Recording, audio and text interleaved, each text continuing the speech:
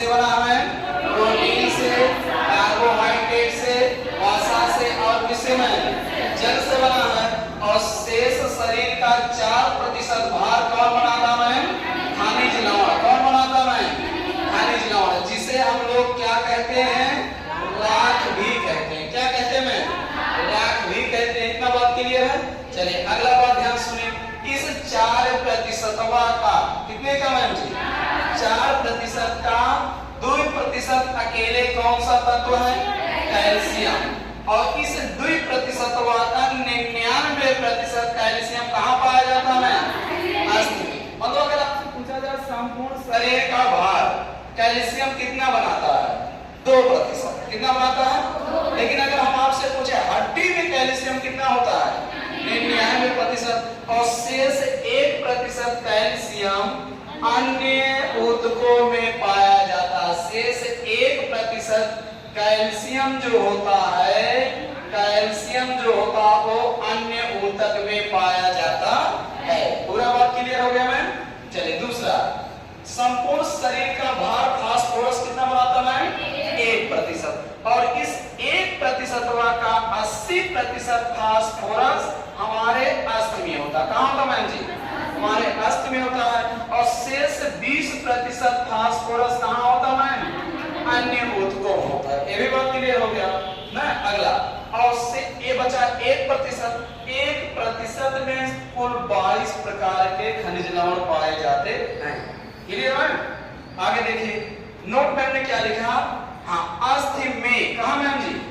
अस्थि में कैल्शियम की मात्रा सबसे अधिक होती है, इसलिए मैम अस्थि को कैल्शियम का भंडार गृह कहते हैं। अगर आपसे पूछा जाए कैल्शियम का भंडार गृह किसे कहते हैं? अस्थि को। अस्थि में कैल्शियम की मात्रा कितनी होती है? 99%। इसीलिए अस्थि को क्या कहते हैं? कैल्शियम का भंडार गृह कहते हैं। दूसरा बात देखिए, अस्थि में कैल्शियम और फास्फोरस सबसे अधिक होता है, इसीलिए हमारा अस्थि ठोस होता है। अगर आपसे पूछा जाए अस्थि ठोस क्यों होता है? क्योंकि इसमें कैल्शियम और फास्फोरस की मात्रा सबसे अधिक होता है, इसीलिए अस्थि हमारा क्या होता है? ठोस होता है। लेकिन अस्थि में मैग्नीशियम नामक तत्व पाए जाने के कारण हमारा अस्थि कठोर होता है। किस तत्व के कारण मैम कठोर होता है? मैग्नीशियम के कारण। ठोस किसके कारण होता है? कैल्शियम फास्फोरस के कारण। कठोर किसके कारण होता है? मैग्नीशियम के कारण। पूरा बात क्लियर है मैम? चलिए अगला देखिए। हाँ, एक नवजात शिशु जिसके शरीर का भार 3 किलो से 3.5 किलोग्राम का है, उनमें मैम कैल्शियम की मात्रा टोटल होता है 27 से 28.5 ग्राम। जैसे अगर कोई शिशु का भार हो 3 से 3.5 केजी, तो उसमें कैल्शियम कितना होगा मैम जी? 27 से 28.5 ग्राम। क्लियर? अगला बात ध्यान सुनिए। वयस्क में कैल्शियम की मात्रा, वयस्क अवस्था में कैल्शियम की मात्रा टोटल कितना होता मैम जी? 1000 ग्राम से लेकर 1200 ग्राम होता है। वयस्क अवस्था में कैल्शियम की मात्रा कितना हो जाता है? पूरा बात क्लियर? हाँ, मतलब हमारे संपूर्ण शरीर के भार में कैल्शियम कितना शामिल है? 1 किलो से लेकर 1 किलो 200 ग्राम। क्लियर है? चलिए अगला देखिए। अब विटामिन, किस किस विटामिन से संबंध है? कैल्शियम का संबंध देखिए। कैल्शियम का संबंध मैम जी विटामिन डी से। किससे है? और विटामिन डी का संबंध हार्मोन से। इसका मतलब मैम विटामिन ने क्या लिखा? कैल्शियम अनुपाते विटामिन डी अनुपाते हार्मोन। जो कमवा कैल्शियम करता है वही कमवा विटामिन डी करता है, और वही कमवा हार्मोन करता है। इसकी कमी होगा ये अवशोषण करेगा, इसकी कमी होगा ये अवशोषण करेगा। बात समझे? तो तीनों का कार्य, तीनों का कमी सेम। क्लियर? अगला बात देखिए। कैल्शियम का पहला कार्य हमने लिखा है अस्थियों, दांतों और मसूड़ों के निर्माण में क्या होता है? सहायक होता है। इसके बाद नोट में हमने एक बेहतरीन डायलॉग लिख दिया। दांत के एनामेल भाग में, किस भाग में? एनामेल भाग में 99.5% अकार्बनिक लवण होते हैं। कितने प्रतिशत? 99.5% अकार्बनिक लवण होते हैं, जिसमें से कैल्शियम सबसे ज्यादा होता, कितना होता है? अगर हम आपसे पूछे हमारे दांत के एनामेल भाग में कैल्शियम कितना प्रतिशत और दांत के एनामेल भाग में फास्फोरस कितना प्रतिशत, अन्य में सभी अन्य तत्व होते हैं ना। चलिए अगला दूसरा डायलॉग, दांत के डेंटाइन भाग में, किस भाग में मैम जी? दांत के डेंटाइन भाग में अकार्बनिक लवण कितने प्रतिशत? 77%, जिसमें कैल्शियम कितना प्रतिशत और फास्फोरस कितना प्रतिशत? यही तो आपको याद होना चाहिए ना, 13%। कितना प्रतिशत? 13%। अगला कार्य सुन लीजिए, कार्य देखिए, अगला कार्य विटामिन जो कैल्शियम होता है, कैल्शियम विटामिन B12 के अवशोषण में क्या होता है? सहायक होता है। फिर हमने यहाँ बताया कैल्शियम विटामिन डी तथा पैराथॉर्मोन हार्मोन के अवशोषण में भी सहायक होता है। फिर अगला कार्य बताएं कैल्शियम रक्त का थक्का जमाने में और हृदय के धड़कन का नियंत्रण भी करता है। कौन है? कैल्शियम। यहाँ क्रॉस वाला बात सुन लीजिए, हमने यहाँ आपको बताया था रक्त का थक्का जमाने में पहला श्रेय देंगे पोटेशियम सहायक होता है, दूसरा श्रेय देंगे सोडियम सहायक होता है, तीसरा श्रेय देंगे कैल्शियम सहायक होता है। ये तीनों तत्व रक्त का थक्का जमाने में क्या होते हैं? सहायक होते हैं। लेकिन अगर तीनों में किसी एक को व्यक्तिगत आपको बताना पड़े तो पहला श्रेय क्या देंगे? पोटेशियम। क्लियर? लेकिन अगर एक पलट दिया हुआ कि रक्त का थक्का नहीं पोस्ट के बल्कि बोल दिया कि हृदय के धड़कन का नियंत्रण कौन करता है, तब यहाँ एक क्रम बताएंगे। पहला क्रम में क्या बताएंगे? सोडियम। इसके बाद अब एक धड़कन वाला बात आ गया। बस समझे ना भाई, जब जब बीपी लो होता तब तब आप नमक देते हैं ना, तो उसमें क्या होगा? सोडियम। हृदय के धड़कन का नियंत्रण के लिए एक क्रम बताएंगे और रक्त के थक्का के लिए एक क्रम बताएंगे। क्लियर है मैम जी?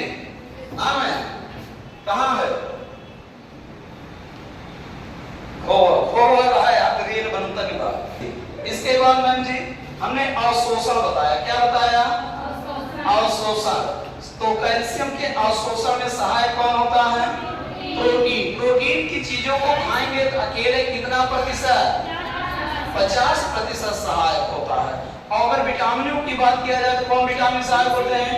विटामिन डी और विटामिन।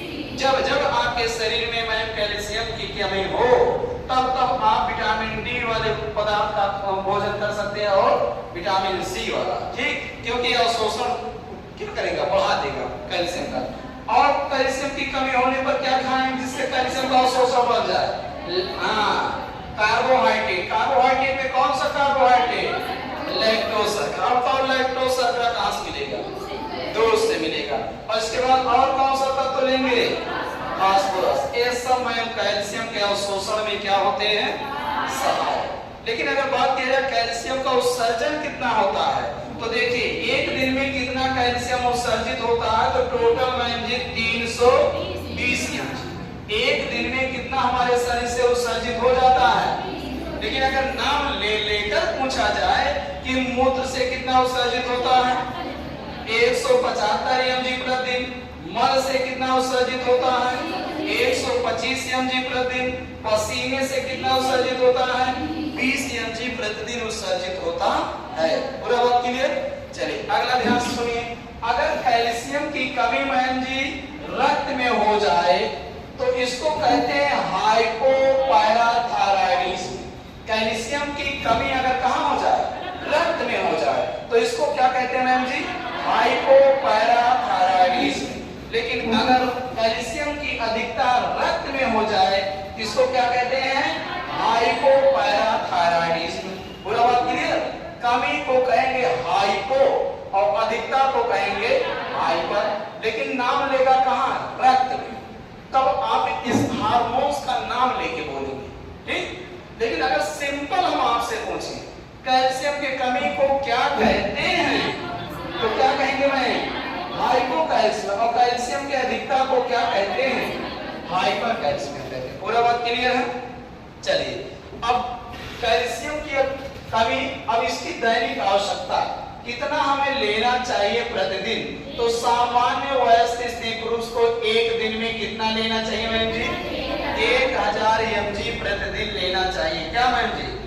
कैल्शियम लेना चाहिए प्रतिदिन, ठीक? कितना mg? 1000 mg। अब अगर कैल्शियम की हो गई कमी, तो कमी पहले देखिए शैशवावस्था में कमी। पहला क्या है? सूखा रोग, जिसे रिकेट्स कहते हैं, जिसे मरस्मस कहते हैं ना। दूसरा अस्थि का कमजोर होना। तीसरा दांत देरी से निकलना, यह शैशवावस्था में कमी है। लेकिन अगर पूछा जाए वयस्कावस्था में कैल्शियम की कमी, तो मृदुला अस्थि रोग, जिसे ऑस्टियोमाइलेशिया कहते हैं, और अस्थि का देरी से जुड़ना, अगर हड्डियां टूट गई तो उसके जुड़ने में अधिक समय लगेगा। अगला हल्का चोट लगने से अस्थि टूट जाएगी। अगर कैल्शियम की कमी है तो हल्का सा चोट लगेगा, हड्डी क्या होगी ना, टूट जाएगी। क्लियर हो गया? चलिए, वृद्धावस्था में कैल्शियम की कमी से क्या होता है? ऑस्टियोपोरोसिस होता है और ऊपर निकल आता है, और क्या हो जाता है? टीटैनिक। टीटैनिक मतलब पेशियों में भयानक पीड़ा। हाँ, जरा ठहर जाइए, अगर आपसे हम पूछ ले कि टीटैनिक किस कंडीशन में है, ये बताइए, हाइपोपैराथायराइडिज्म कंडीशन है कि हाइपोकैल्सिमिया की कंडीशन है? हाइपोपैराथायराइडिज्म, क्योंकि रक्त में कैल्शियम की कमी ना, तब कौन सा रोग होगा? टीटैनिक। क्या होगा मैम जी? टीटैनिक। तो आप जानते हैं टीटैनिक, हमने नोट पे लिखा, किसी भी अवस्था में हो सकता है, किसी को भी हो सकता है। बाल, जुबान, जरठ, नर नारी, ये किसी को भी टीटैनिक हो सकता है ना। हाँ, और अधिकता से क्या होगा मैम जी? गुर्दे में पथरी हो जाएगा और अस्थि क्या हो जाएंगे? भंगुर हो जाएंगे। गुर्दे में पथरी हो जाएगा, पित्ताशय में पथरी हो जाएगा, और हड्डियां क्या हो जाएंगी मैम? भंगुर। भंगुर मतलब समझ रहे हैं? कठोरता दूर हो जाएगा, कोपसारा हो जाएगा, घुरघुरा हो जाएगा ना। फिर हमें कैल्शियम का संपूर्ण वर्णन जो पूरा समाप्त हो गया। अगर आप लोग इसी तरह से बेहतरीन अंदाज में देख लिए तो आपके होम साइंस टीजीटी में, पीजीटी में, ईएलटी में जितने कैल्शियम के क्वेश्चन पूछे जाएंगे सब यहीं से मिल जाएगा, कहीं इधर उधर भटकने की जरूरत नहीं। हाँ मैम जी। तो क्रिस्टली ठोस किसे कहते हैं? जो काटने पर समतल पृष्ठ देते हैं उसे क्रिस्टली ठोस कहते हैं, और जो काटने पर समतल पृष्ठ नहीं देते हैं उसे अक्रिस्टली ठोस कहते हैं। आप अपने होम साइंस की भाषा में समझिए क्रिस्टली ठोस कौन है और अक्रिस्टली ठोस कौन है। जो चाकू से आसानी साथ कट जाए वो अक्रिस्टली ठोस है। अक्रिस्टली ठोस को जमा हुआ द्रव कहते हैं। अक्रिस्टली ठोस को क्या कहते हैं? जमा हुआ द्रव कहते हैं। चश्मा नीचे से एक मिनट मारते हैं। क्रिस्टली ठोस को क्या कहते हैं? जमा हुआ। लेकिन क्रिस्टली ठोस में कठोर होते हैं। क्रिस्टली ठोस कठोर होते हैं, क्रिस्टली ठोस भंगुर होते हैं। क्रिस्टली ठोस चाकू से नहीं कटते हैं, क्रिस्टली ठोस चाकू से कट जाते हैं। जैसे आप लोग समझिए, गृह विज्ञान भाषा में, रहने दीजिए केमिस्ट्री भाषा, ठोस है, लेकिन कैसा ठोस है? चाकू से कट जाएगा ना। सभी सब्जियां, सभी फल क्रिस्टली ठोस। पनीर क्या है? क्रिस्टली ठोस। रबड़ क्या है? क्रिस्टली ठोस। कांच क्या है? क्रिस्टली ठोस। अब ये सब चाकू से आसानी से कट जाएंगे, लेकिन ये देखिए, पत्थर कटेगा? नहीं कटेगा। ईंट कटेगा? नहीं कटेगा। लोहा कटेगा? हाँ, जमा हुआ द्रव। कांच क्या है? जमा हुआ द्रव। तो क्रिस्टली ठोस के अंतर्गत आएगा। बतिया समझ गए? कठोर और ठोस में अंतर क्लियर हुआ? हाँ, जैसे बर्फ भी सब लोग समझ गए ना? जो चाकू से कट जाए क्रिस्टली ठोस भंगुर, क्रिस्टली ठोस कठोर होते हैं। भाई हम लोग पढ़ रहे, मानो शरीर पढ़ रहे, अब इसमें क्रिस्टली कौन? जो कठोर कौन? हड्डी। अब हड्डी चाकू से कटी, देखिए मांस, हाँ, कट जाएगा। तो क्या है भाई? मांसो तो ठोस तो है कि मांसो बहाती है? मांसो ठोस, लेकिन कैसा? क्रिस्टली। हड्डियां क्या है? क्रिस्टली।